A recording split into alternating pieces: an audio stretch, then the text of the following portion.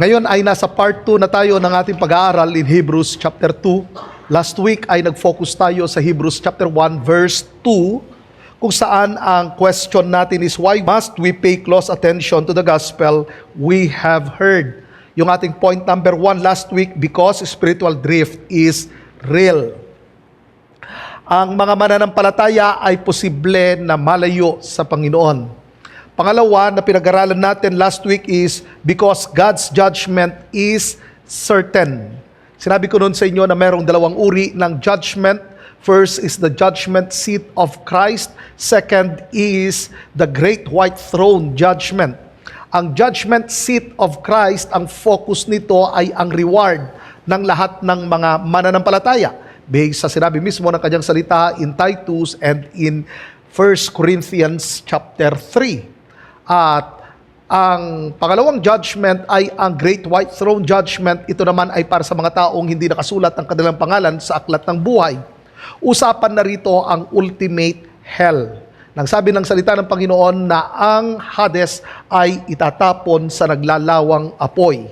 So ibig sabihin, lahat ng mga taong hindi nanampalataya kay Kristo na namatay na ay naroon sila sa kanilang temporary abode na tinatawag na Hades. Then pagkatapos, darating ang araw sa final judgment according sa Revelation, itatapon ang Hades sa tinatawag nating final hell or ang lake of fire. Yun na ang tinatawag na walang hanggang pagpaparusa ng Diyos.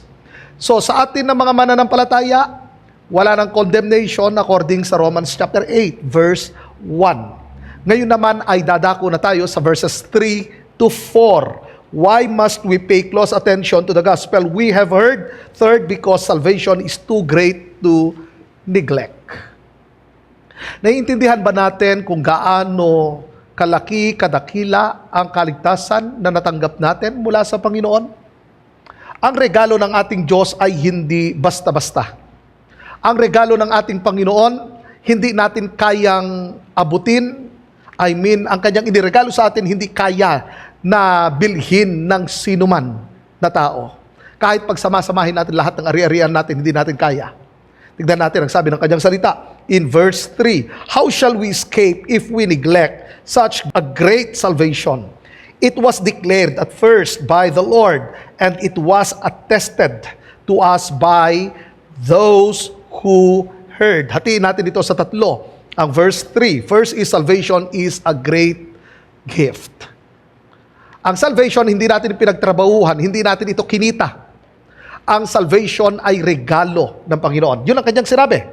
Sinabi ng kanyang salita, ang kabayaran ng kasalanan ay kamatayan. Ngunit ang regalo ng Diyos ay buhay na walang hanggan sa pamamagitan ni Jesucristo. So maliwanag na ang kaligtasan ay hindi pinagtatrabahuhan. Ang kaligtasan ay regalo ng Diyos. Pero hindi dahil sa regalo, ito ay cheap. Ang sabi ng kanyang salita, such a great salvation.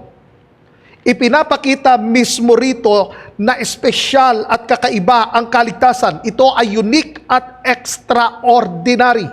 Kaya nga ginamit niya yung word na such. Then sumunod yung word na great. Kaano nga ba kadakila ang kaligtasan ito? Minsan may isip natin, ano ba ang pinakamahalaga sa tao? Yan ang isa sa mga tanong natin. Ano nga ba ang pinakamahalaga sa tao? Sa perspective ng mundo, ang pinakamahalaga sa tao or ang mga pinahahalagahan ng mga tao ay ano? Ang position, ang wealth, or ang success na sinasabi ng mundong ito. Ngayon, isa-isahin natin itong mga to. Ang title ba ay pangwalang hanggan? Ang titulo, ang position, ay hindi mananatili magpakailanman. Ang kayamanan, kahit kagaano kakayaman, darating ang araw, iiwan mo rin ang lahat ng iyan. Dahil ang sabi ng Bible, hubad kang ipinanganak, hubad ka rin babalik. Dahil sinabi rin ng kanyang salita, sa alabok tayo galing, sa alabok din tayo babalik. Kung ang kayamanan ang pinakamahalaga, then ibig sabihin, sana ito ay hanggang sa walang hanggan. Pero hanggang dito lang sa mundong ito. So titignan na natin ngayon sa perspective ng salita ng Diyos. ang pinakamahalaga ay walang iba kundi ang eternal life. At ito ang iniregalo ng Diyos, ang salvation. Kaya siya tinawag na great. At sinabi niya, such a great salvation. Bakit sinabi ito ng salita ng Panginoon? Dahil that time, ninineglect na ng maraming mga mananampalataya ang napakadakila na regalo ng Diyos sa kanila. Para sa kanila, parang wala lang ang regalo na ito. Pero hindi sinabi ng salita ng Diyos na salvation lang. Sinabi roon, such a great salvation. Great ito, bakit? Dahil binayaran mismo ito ng dugo ni Jesus. Hindi ng anuman, hindi ng good works ng tao. Mismo ang dugo ng Panginoong Hesus ang pinambayad. Iniligtas tayo mula sa kasalanan. Binayaran ni Kristo ang penalty ng ating mga kasalanan. Wala tayong kakayanan na bayaran ang ating mga kasalanan. Kahit anong gawin natin, kahit anong good works. Dahil ang sabi ng Bible, na maging ang ating righteousness ay katulad lamang ng basahan sa harapan ng Diyos. Isipin ninyo, usapan na roon ang righteousness ng tao. Hindi pa rin kayang abutin ang standard ng Diyos. At yun ang sinabi ng kanyang salita, na hindi natin kayang abutin ang standard ng Panginoon. Kahit anong gawin natin, hindi natin kayang abutin ang standard ng Diyos. Bakit? Babalik ulit tayo sa sinabi ng kanyang salita na ang ating righteousness ay katulad lamang ng filthy rag sa harapan ng Diyos. Kaya dakila ang ating kaligtasan dahil iniligtas tayo mula sa kasalanan, binayaran ni Kristo ang penalty ng sin, iniligtas tayo mula sa puot ng Diyos. At yun ang nakakatakot sa lahat, ang puot mismo ng Diyos. Yes, ang Diyos ay pag-ibig. Pero huwag rin natin kalilimutan na mayroon ding tinatawag na wrath ang Diyos. Madalas, ina-amplify ng maraming mga tao ang tinatawag na love of God. Pero hindi nawawala ang justice ng Panginoon. Lagi at laging mayroong hustisya. Lagi nating tinitingnan madalas ang cross dahil sa love ng Diyos. Pero wag nating kalilimutan na doon sa cross ay naroon ang justice ng Panginoon. Binayaran ni Kristo ang penalty ng kasalanan. Hinukuman mismo ng Diyos ang sanlibutan. At sino ang umako ng kasalanan ng sanlibutan? Walang iba kundi si Jesucristo. 2 Corinthians chapter 5 verse 21, hindi siya nagkasala. Ngunit dahil sa atin, siya ay, anong kanyang ginawa? Inako niya ang ating mga kasalanan. So ang ating Panginoong Hesus, bagaman hindi siya nagkasala, anong kanyang ginawa? Inako niya ang ating mga kasalanan. At siya ang tumanggap ng penalty ng ating mga kasalanan. Yan madalas, kapag nagpe-pray tayo, madalas natin naririnig yung dalawang salita, ang mercy at ang grace, right? Na nagpapasalamat tayo sa mercy at sa grace ng Panginoon. But the question is, ano ba ang mercy at ano ang grace? Ano ang pagkakaiba ng mercy sa grace? Alam ninyo, mahalaga na maintindihan natin ang mercy at ang grace ng Panginoon. Ganito ang ibig sabihin ng mercy at grace. Ang mercy ay winithhold ng Diyos ang deserve mo. Madalas marinig natin sa tao, deserve mo yan, hingin mo sa Lord ang deserve mo. Ngayon, kapag naintindihan mo kung ano ang mercy, hindi mo nahihingin kung ano ang deserve mo. Dahil ang mercy ay winithhold ng Panginoon ang deserve mo. Ano ba ang deserve mo? Eternal death, eternal condemnation. Ang parusa ng Diyos, yun ang deserve ng tao. Bakit? Babalik ulit tayo sa sinabi ng kanyang salita, ang lahat ay nagkasala, walang matuwid kahit isa. At ang kabayaran ng kasalanan, kamatayan. Yun ang deserve ng tao. Pero ang mercy ay nagsasabi na ang deserve mo, hindi ibinigay ng Diyos. Ngayon, ano naman ang grace? Ang grace, ang ibig sabihin ng grace is undeserved favor. Ibinigay ng Diyos ang hindi mo deserve. Yung kanina, yung deserve mo, hindi ibinigay. Pagdating sa grace, yung hindi mo deserve, ibinigay ng Diyos. Hindi mo deserve ang forgiveness. Hindi mo deserve ang reconciliation. Hindi mo deserve ang adoption. Hindi mo deserve ang salvation. Hindi mo deserve ang forgiveness, pero iniregalo ito ng Diyos. That is grace. So, konektado ang mercy sa grace. Ang mercy, winithhold ng Diyos ang deserve mo. Ang grace, ibinigay ng Diyos ang hindi mo deserve. Amen po ba? Kaya napakadakila mismo ng ating kaligtasan. Iniligtas tayo mismo ng Diyos mula sa eternal judgment. Kaya yun ang sabi ng Bible, there is therefore now no condemnation for those who are in Christ Jesus. Ganon kadakila ang ating kaligtasan. At ang ating kaligtasan ay malawak ang kanyang saklaw. Kasama dyan ang tinatawag nating forgiveness. Hindi lamang forgiveness, kundi ang reconciliation with God. Mayroon ng relasyon ang Diyos, mayroon ng reconciliation, hindi na magkaaway ang Diyos at ang tao. Bakit? Mayroong mediator. Sino? Si Jesus Christ. 2 Timothy chapter 2 verse 5. Walang ibang naging mediator, walang mediatrix, walang ibang naging ibang mediator, isa lamang ang mediator between man and God. Walang iba kundi ang ating Panginoong Hesus. Yun ang sinabi ng kanyang salita. Ngayon, ganito. Nung tayo nanampalataya kay Jesucristo, nasasaklaw ng salvation na ito ang reconciliation sa Diyos. Hindi lang reconciliation, ang forgiveness. Hindi lamang forgiveness, kundi ang adoption. Tayo ay inampun na ng Diyos nung tayo nanampalataya kay Jesucristo. Parang sasabihin natin, inampun, parang ang baba naman. Alam nyo, every time na in-interpret natin ang Bible, hindi sa panahon natin, kundi nung panahon na yon. Sa Roman society, kapag sinabi mong adoption, ganito, kung ano ang karapatan ng tunay na anak, ay ganun din ang karapatan na ibinibigay sa inampon. At ang adoption that time sa Roman society ay hindi temporary, yun ay permanent. Hindi nawawala, hindi natatanggal.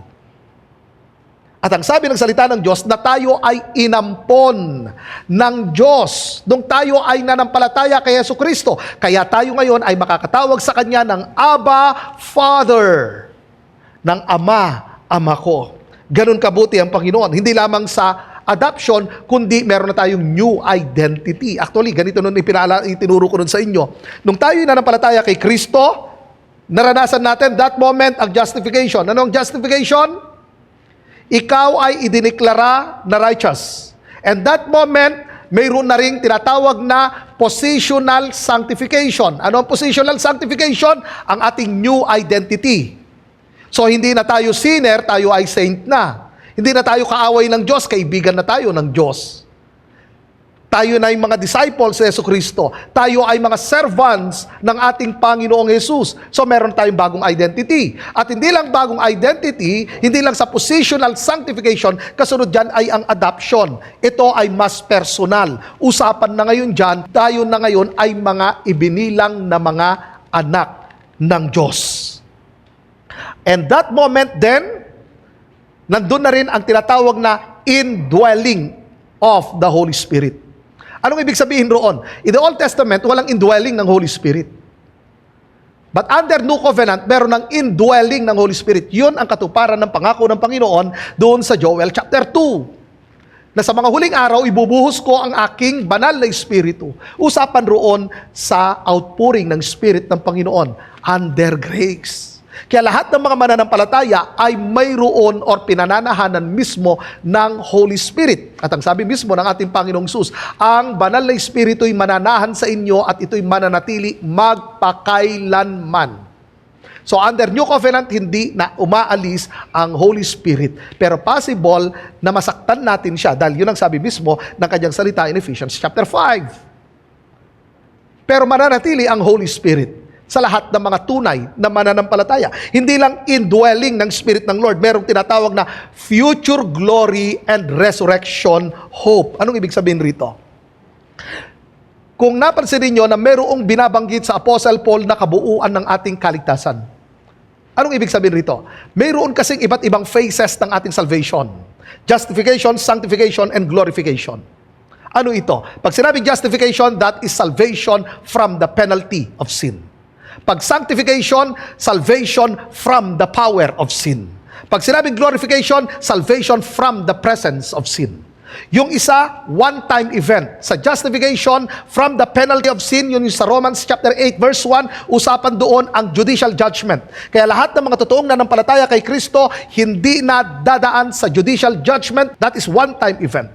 Pero pagdating sa tinatawag na sanctification, yan ay process. It's all about spiritual maturity. Yan yung sinasabi mismo na Apostle Paul in Philippians chapter 2 verse 12. Work out your salvation. Hindi sinabi na Apostle Paul, work for your salvation. Ang sabi niya, work out your salvation. Ano pagkakaiba nun? Kapag sinabi mismo na work for your salvation, ibig sabihin, pwede ko makuha ang salvation sa pamagitan ng religion, sa pamagitan ng good works. Pero hindi yun ang sinabi ng Bible. Work out your salvation. Ibig sabihin, nasa akin ang salvation, kailangan ko lamang itong lakaran para tuloy-tuloy akong mag-grow. Anong usapan roon? Sanctification. Yun yung sinasabi ko sa inyo na salvation from the power of sin. Dapat tuloy-tuloy tayo nagmamature. Usapang spiritual maturity ito. Kaya sabihin mo sa katabi mo, dapat mag-mature ka. O ngayon, yung sinabi ko kanina sa inyo na future glory and resurrection hope, usapan doon ay ang ating glorification, ang tinatawag na salvation from the presence of sin. Sa glorification, ang katawang nabubulok ay papalitan ng katawang hindi nabubulok. At tayo iniligtas na that time from the presence of sin. Ibig sabihin, impossible na magkasala ang tao. I mean, lahat ng mga totoong tinubos ng ating Panginoon. So wala na mismo ang presence ng sin sa glorification. So ang salvation ay mayroong epekto ito. Epekto ito sa ating past, present, at sa ating future. Ngayon, madalas ko kasing naririnig ang ganito, na kapag namatay na ang isang tao, doon na siya mayroong eternal life, right?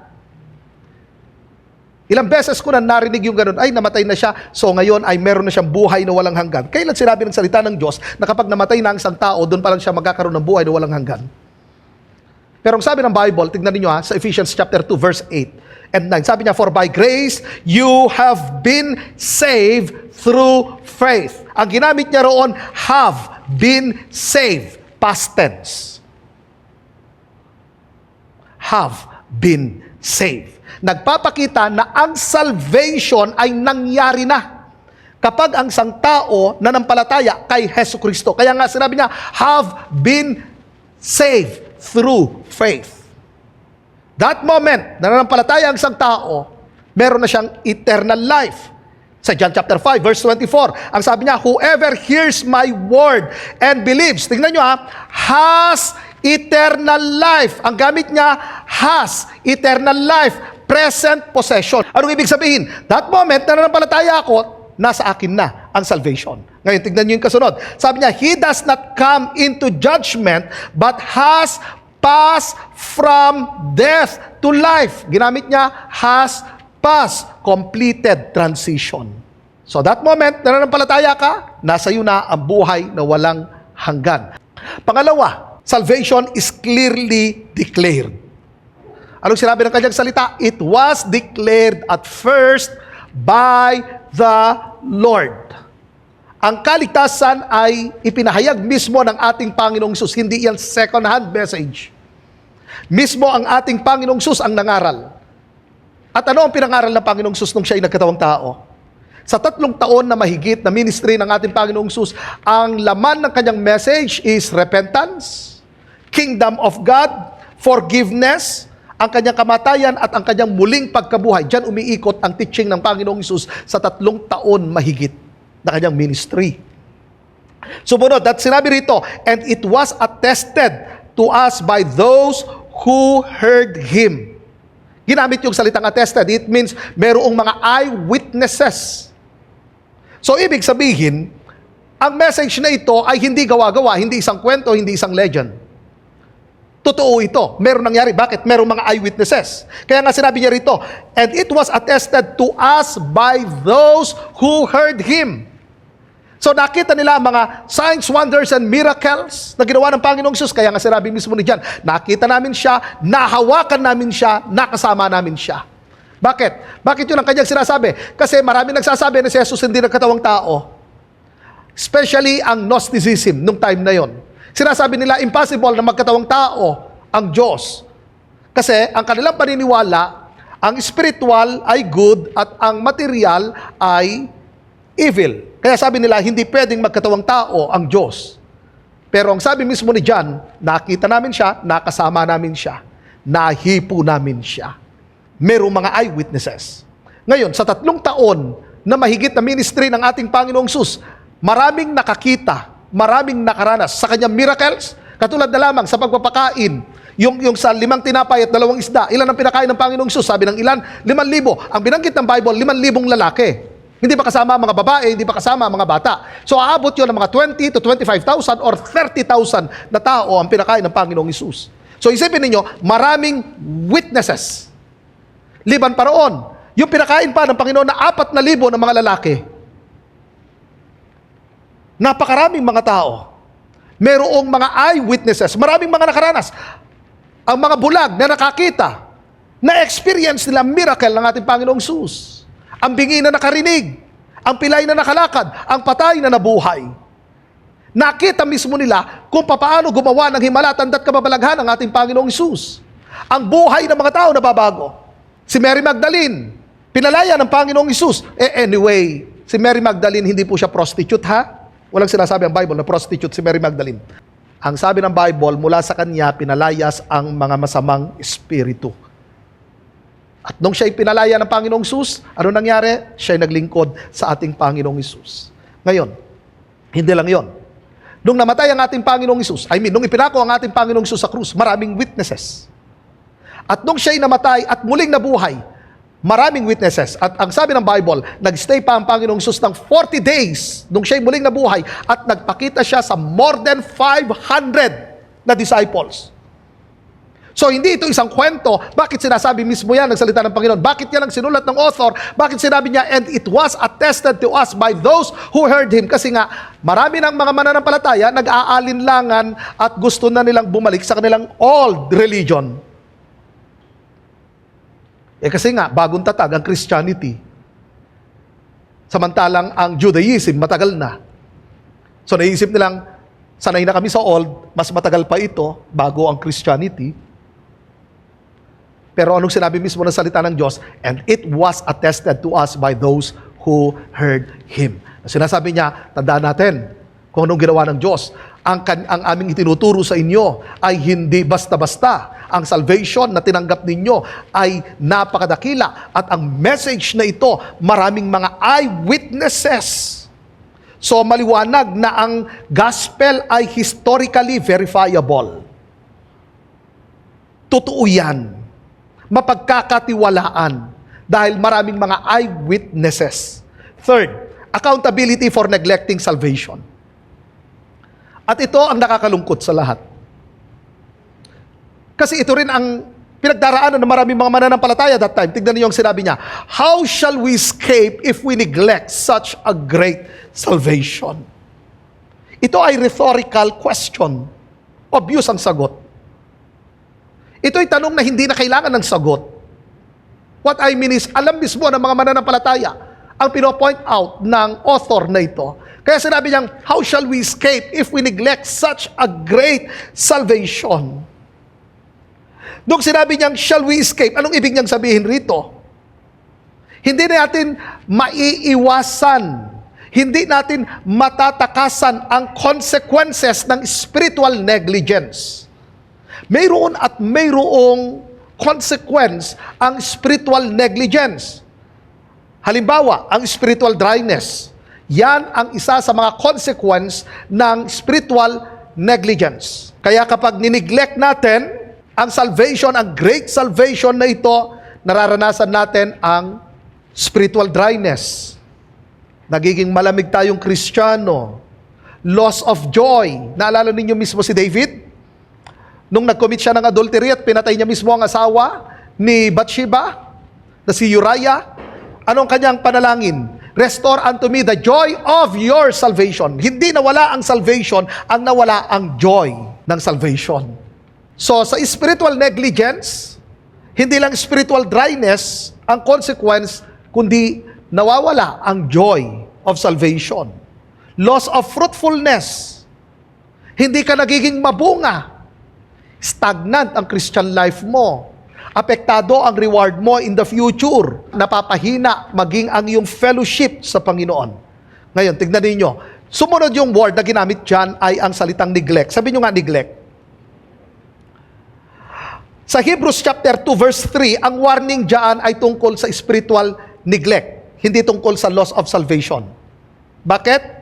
Babalik ulit tayo dun sa aking sinabi sa Philippians chapter 2 verse 12. Ang sinabi roon, work out your own salvation with fear and trembling.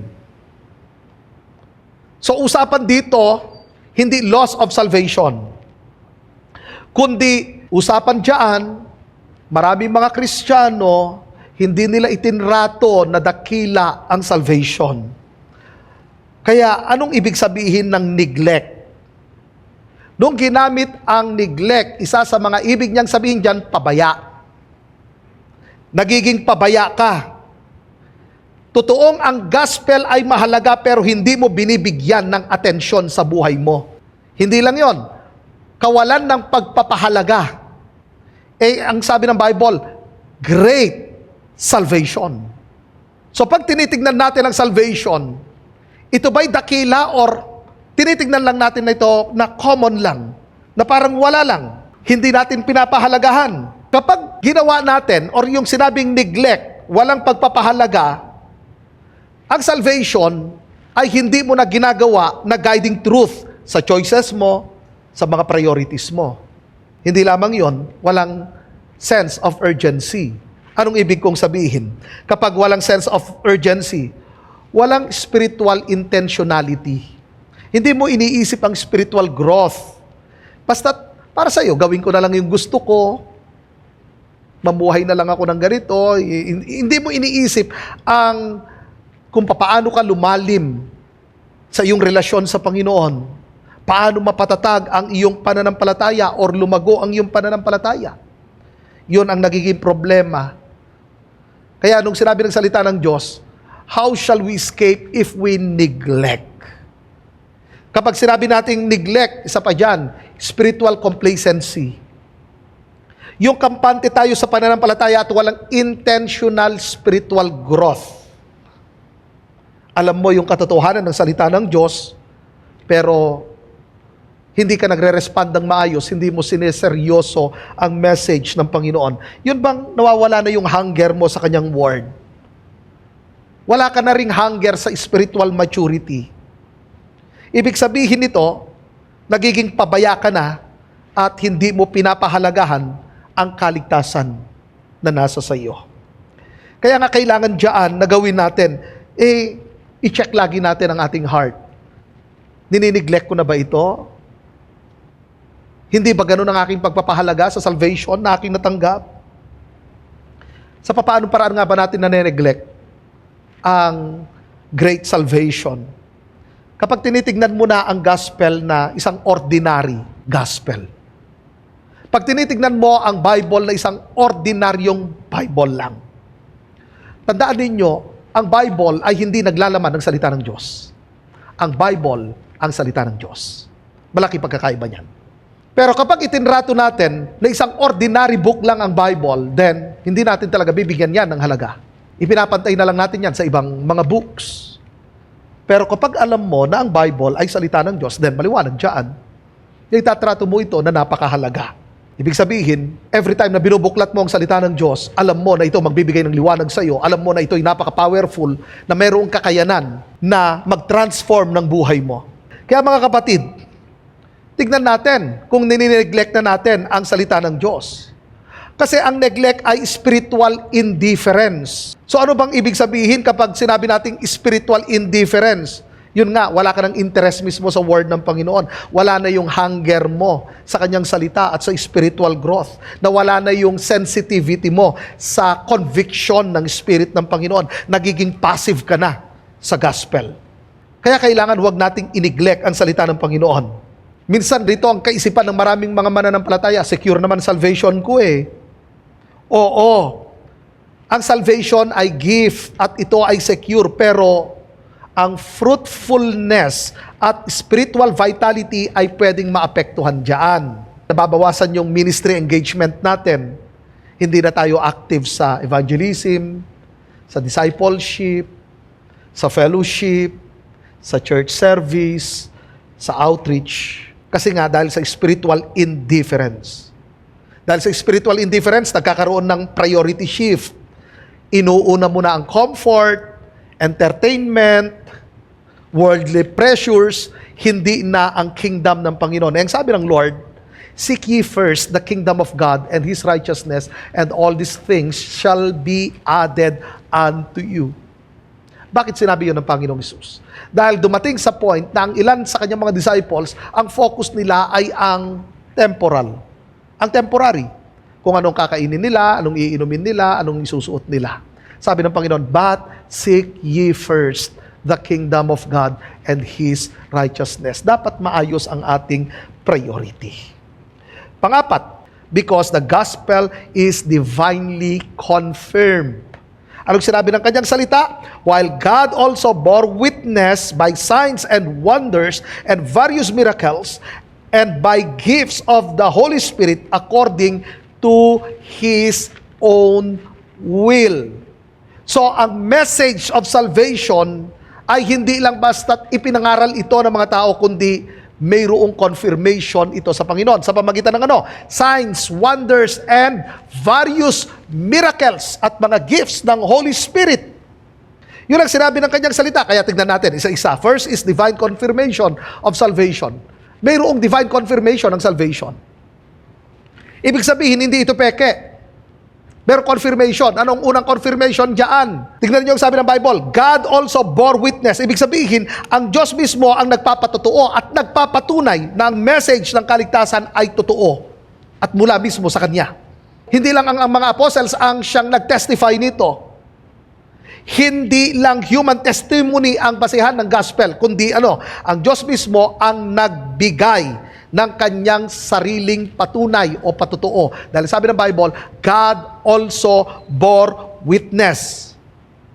So makita na natin ang bigat mismo ng message diyan. Na message ng gospel hindi siya myth. Na ang gospel mismo hindi siya human invention. Na ang gospel mismo hindi isang opinion ng isang preacher, kundi mayroong confirmation from God. Ang Diyos mismo nag-confirm niyan. Sa pamagitan ng titignan natin. Second, demonstration through miraculous acts. Una diyan, sa pamagitan ng signs. Ito'y nagpapatunay na siya ay tunay at ang kanyang message ay tama. So, anong halimbawa niyan? Nung nagkatawang tao ang Panginoong Hesus, pinatunayan niya ng gospel ay powerful, siya'y nagpagaling. So, ipinakita niya ang kanyang authority. Nagpalayas ng masamang espiritu ang ating Panginoong Hesus. Nagpapakita ng kanyang kingdom power. Yun nga sinabi ko sa inyo, si Mary Magdalene. Inalihan ng mga masasamang espiritu, pero pinalayas ng Panginoong Hesus ang mga masasamang espiritu. Pinalaya siya ng Panginoon. So ito'y pagpapakita ng kanyang kingdom power. Ang sign na ito, ang pinopoint niya mismo ay ang deeper truth. Hindi lamang yon. Sumunod doon sa signs ay wonders. Ito yung epekto ng miracle. Na kung saan, ang resulta nito, namangha ang mga tao sa ginawa mismo ng ating Diyos. So nagpapakita ito ng glory at greatness ng ating Panginoon. Hindi lang yon. Sinabi roon, various miracles. Ano yung mga various miracles? Mayroong mga deliverances. Mayroong mga supernatural acts. At ang mga miracles, ginamit ng Panginoon ang mga apostol para i-confirm ang gospel na ito ay totoo at hindi gawa-gawa ng tao. Next is ongoing power of the Spirit. Tignan niyo sabi ng Bible, and by gifts of the Holy Spirit distributed according to His will. Ibig sabihin, ang Diyos ang nagpapatunay sa gospel sa pamagitan ng pagbibigay ng iba't ibang kaloob ng Espiritu ayon sa kanyang nais. Dahil ang sabi, distributed according to His will. So, hindi lang miracles ang confirmation, kundi mismo ang pagkilos ng banal na Espiritu. So, anong ibig sabihin ng gifts of the Holy Spirit? Tinutukoy nito ang mga spiritual gifts, ang empowerments, ang ministry abilities, ang supernatural enablement. So, hindi ito natural talent. Galing mismo ito sa Holy Spirit. Ito ay gawa ng banal na Espiritu para sa purpose mismo ng ating Diyos. Ngayon, tignan ninyo, ginamit yung salitang distributed. Ibig sabihin, hindi pare-pareho ang gift ng lahat. At ang nagdi-distribute, hindi tayo, hindi ang pastor, hindi ang sinumang leader. Ang Holy Spirit mismo ang nagdi-distribute nito. Dahil ang sabi roon, according to His will. Bakit sinabing ito? Upang ipakita na ang message, na ang gospel na itinuturo ng mga apostol ay totoo at hindi gawa-gawa. Kasi nga marami nang nag-aalinlangan that time na mga mananampalataya at natetempt ng bumalik sa kanilang old religion. So, ano ang application ng verses 3 to 4? Number 1, value salvation fully.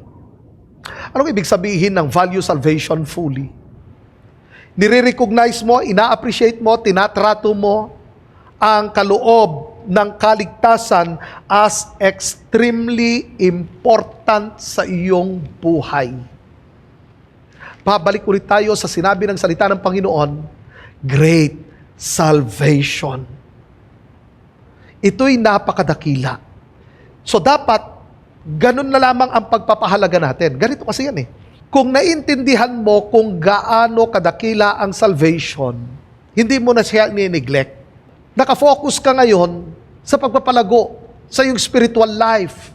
Nakafocus ka sa na makita mismo si Kristo sa iyong buhay. Nakafocus ka na lakaran ang kalooban ng Diyos. Pero pag hindi mo naiintindihan na ang salvation ay napakadakila, then ini-neglect mo talaga ito.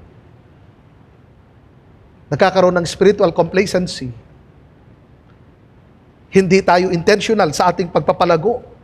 Pero pag alam natin kung gaano ito kahalaga, then ang gagawin natin, tayo mismo, magiging mapagpasalamat. Alam niyo, kapag naintindihan natin ang great salvation na ito, malaki ang epekto nito sa atin. Una, epekto nito sa ating isipan. Nababago ang ating worldview. Hindi na katulad ng pananaw ng mundo. Tinitignan mo na ngayon, ang buhay ayon sa sinasabi ng salita ng Diyos, hindi sa sinasabi ng mundo. Kasi iba yung pananaw ng mundong ito. Ang pananaw ng mundong ito, basta't yumaman ka, magkapera ka, magpakasaya ka. Kasi nga, maikli lang ang buhay, dapat magpakasaya ka, gawin mo na kung gusto mo, sundin mo ang sinasabi ng puso mo. Actually, hindi yun ang tinuturo talaga ng salita ng Diyos. Hindi sinasabi ng Bible na sundin mo ang sinasabi ng puso mo or sigaw ng puso mo. Tignan niyo ang perspective ng mundo. Kung naalala niyo ang isang parable ng ating Panginoong Hesus, yung isang taong napakayaman, ano nasa isip niya? Magpakasaya na lang. I-google niya ang kanyang buhay sa pagpapakasaya. Anong sabi ng Panginoon? Hangal. Ngayong gabi, mamamatay ka. Saan ngayon mapupunta ang lahat ng iyong pinagpaguran? Ang sabi ng Panginoon, anong mapapala ng isang tao, mapa sa kanya man, ang lahat ng bagay sa sanlibutan ito, kung ang kanyang kaluluwa naman ay na-forfeit. So anong point roon? Napakahalaga ng salvation. Hindi ko sinabing walang halaga ang kayamanan. Nagkakaroon niya ng eternal value kapag alam natin, gamitin ito at kung paano tayo maging good steward. Pero nauuna talaga ang relationship sa Panginoon. Then, magiging good steward dapat tayo. Yun ay pagpapakita na nagkaroon talaga ng epekto. Dahil naintindihan mo kung gaano kadakila ang salvation. So, naapektuhan ang iyong mind, pati ang iyong heart. Anong ibig kong sabihin? Kapag sinabing heart, usapan dyan yung position ng ating heart, ang ating pasasalamat, ang ating humility. Yan ang usapan pagdating sa heart. Lumalalim ang iyong relationship sa ating Panginoon. Hindi lang sa mind, hindi lang sa heart, kundi maging sa ating behavior. Usapan ang ating integrity, ang ating pagpapatawad sa ating kapwa, ang kindness, ang self-control. Naapektuhan na mismo yan. Kaya nga, babalik ulit tayo sa sinabi ng Bible, work out your salvation. Hindi lang yan, naapektuhan mismo pati ang decision mo sa buhay. Kasi nakita mo kung gaano kabigat ang salvation na ito. Kung gaano kadakila ang salvation na ito. So naapektuhan na ang iyong decision sa buhay. Katulad ng career, relationship, money, ministry, lifestyle choices. Kasama na yan na naapektuhan. Sa iyong spiritual life, yan ang pinakauna sa lahat. Ang iyong prayer, devotion, ang iyong prayer life. Ang word ng Panginoon, nandun na ang devotion mo sa kanyang word. Nabasahin, pag-aralan, pagnilayan, isabuhay ito. Ang fellowship, ang iyong paglilingkod, ang mission. Kaya yun yung sinasabi nating value salvation fully. Yun na ang nagiging tugon mo. Dahil nga, sa naintindihan mo kung gaano kadakila, ang tugon mo ngayon, nagiging mapagpasalamat ka sa Panginoon. So, ibig sabihin, kung naintindihan mo ang halaga ng kaligtasan, hindi na sapilitan na mag-serve. Hindi na sapilitan ng pagdalo sa Sunday service or sa fellowship. Hindi na sapilitan ang paglilingkod natin sa Panginoon, kundi ito ay kusa na dahil sa ating pasasalamat sa ating Panginoon. Pangalawa na dapat natin gawin, trust God's witness. Ano point rito? Na ang Christian faith ay hindi blind faith. Babalik ulit tayo sa verse 3 and 4. Mayroong confirmation. At kinonfirm niya ang kanyang message sa pamagitan ng signs, wonders, various miracles, and gifts ng Holy Spirit. So hindi siya blind faith. Hindi siya human invention. Dahil merong mga eyewitnesses. Napakaraming nakaranas. Yung pagpapakain ng Panginoong Hesus, ilang libo, aabot ng 30,000. Maraming nakaranas ng miracles. At higit sa lahat, ang transformation ng mga nanampalataya kay Kristo. Kung babalikan natin ngayon ang Hebrews chapter 2, verse 3 and 4. Katulad ng nasabi ko na ang faith natin ay hindi siya blind faith. Ang message ng salvation at ang salvation ay hindi human invention, mayroong nagpapatunay na message na ito, walang iba kundi ang Diyos. Bakit? Mayroong historical proclamation nito, kaya totoo ito. Dahil mayroong nag-proclaim, mayroong ginamit, may nakaranas. Hindi lang yon, mayroong supernatural confirmation. Mga signs, wonders, and miracles. Kaya nga mahalaga na magtiwala tayo. So yung Bible na hinahawakan natin, na binabasa natin, katotohanan yan. Hindi gawa ng tao. Actually nga nung ako'y nagsisimula na magpastor at nag-house to house ako, doon sa aking sinesharean, sabi nung isang nanay, sabi niya, ang Bible, gawa lang naman ng tao Tao lang naman sumulat. Sagot ko naman sa kanya, Nay, magpasalamat kayo, tao ang sumulat niyan. Maniniwala ka ba kung kalabaw ang sumulat niyan? Ginamit ng Diyos ang tao para isulat yan. Naranasan mismo nila ang Diyos. At inutusan sila ng Panginoon na isulat yon. Kaya nga sinabi mismo ng kanyang salita sa unang Peter at sa 1 Timothy chapter 3, na hindi galing sa isipan ng tao ang mga propesiya, kundi galing mismo sa Diyos. Ito'y hiningahan ng Diyos. Anong ibig sabihin? Ito ay Word of God. So, kapag sinabi na natin ngayon na trust God's witness, kumusta tayo pagdating sa salita ng Diyos? Nagtitiwala ba tayo sa kanyang salita? Or nagiging selective tayo sa kanyang salita? Ang kanyang salita ay powerful. Ang sabi ng kanyang salita, higit pa sa alinmang tabak na magkabilay talim. So, napaka-powerful ng kanyang salita. Ang salita ng Diyos, hindi lang basta nagbibigay ng information, ito ay nagbibigay ng transformation sa tao. Napaka-powerful ng word ng Panginoon. Ito nagbibigay sa atin ng spiritual strength.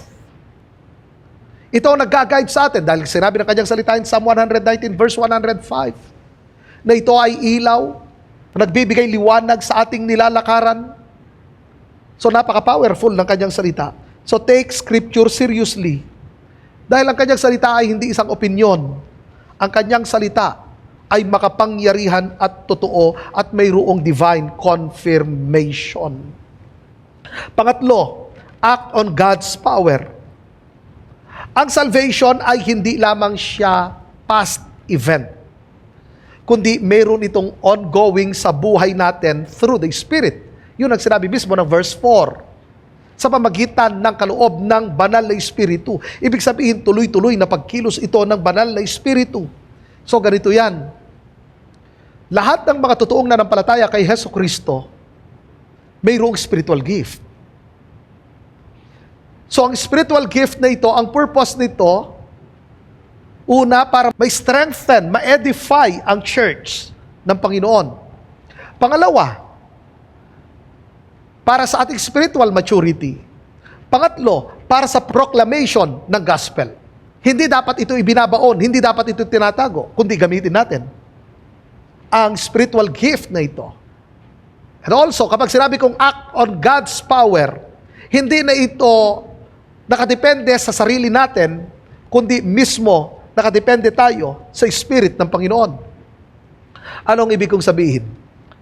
Kung pansinin ninyo ang sulat mismo na Apostle Paul kay Timothy, sinabi niya na ang binigay ng Diyos sa atin ay hindi espiritu ng kaduwagan. Anong pinopoint out niya? Si Timothy ay timid. Kaya sinabihan siya ng Apostle Paul, ang spirit na nasa sa atin ay hindi espiritu ng kaduwagan, kundi espiritu ng tapang. So na pinopoint out, yes, maaaring ikaw ay mahiyain, pero dahil sa ikaw ay nanampalataya kay Kristo at nasa iyo ang Spirit ng Panginoon, then nasa iyo ang power ng Panginoon at dumepende ka sa Spirit ng Lord. So ganun din sa atin. Minsan naisip natin, hindi naman kasi ako katulad ng iba, parang hindi nahihiya, kaya sila nakakapag-share ng salita ng Diyos. Ako, mahiyain ako, lagi lang ako sa loob ng bahay. Kung ikaw nanampalataya kay Kristo, nasa iyo ang Spirit ng Lord. Nandun ang indwelling ng Holy Spirit. At dahil nasa iyo ang indwelling ng Holy Spirit, then, binigyan ka ngayon ng enablement, divine enablement para i-proclaim ang kanyang salita. Dumating nga sa time na nakaramdam ng takot ang mga mananampalataya. Anong kanilang panalangin?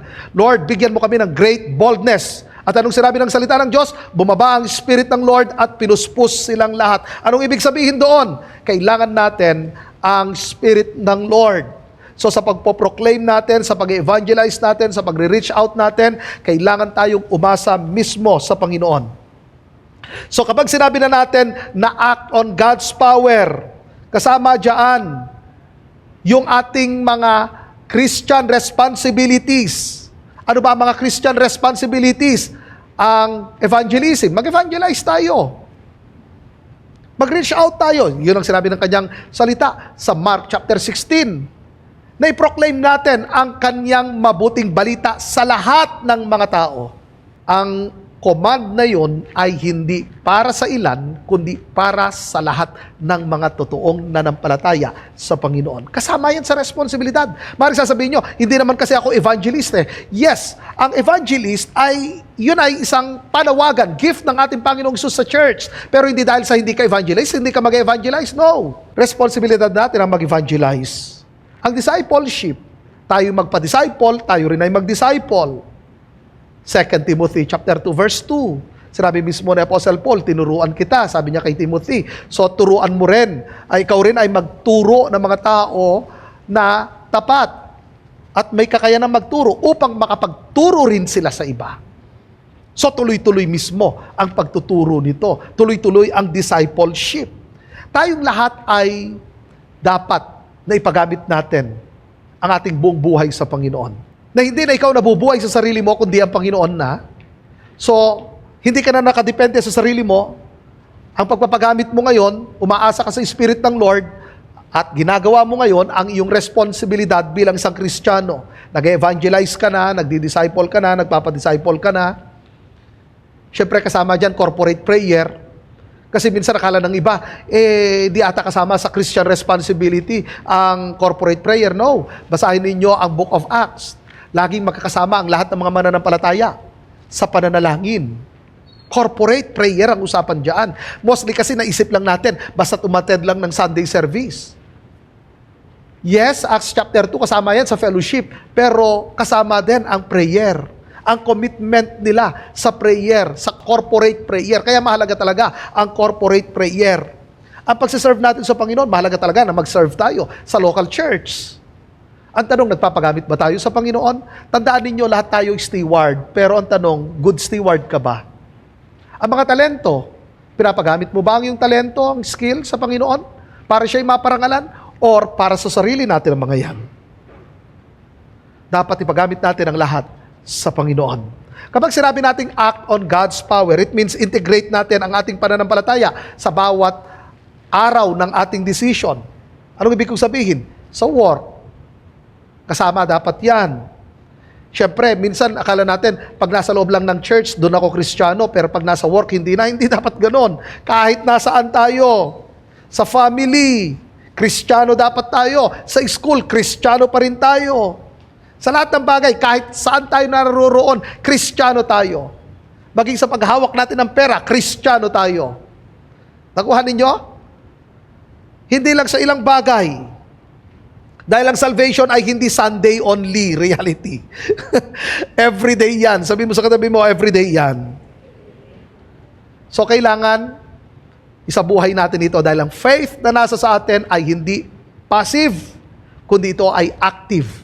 Kaya nga ito ay faith in action. Kaya mga kapatid, it's time na ipagamit natin ang ating buhay sa Panginoon, ang ating mga skills, sa mga gifts, ang mga talento natin, paggamit natin sa Panginoon, huwag nating ibaon at huwag rin natin gamitin ito para sa sarili natin. Tandaan ninyo, bilang mga Kristiyano, hindi na tayo nabubuhay sa sarili natin, nabubuhay na tayo para sa Panginoon.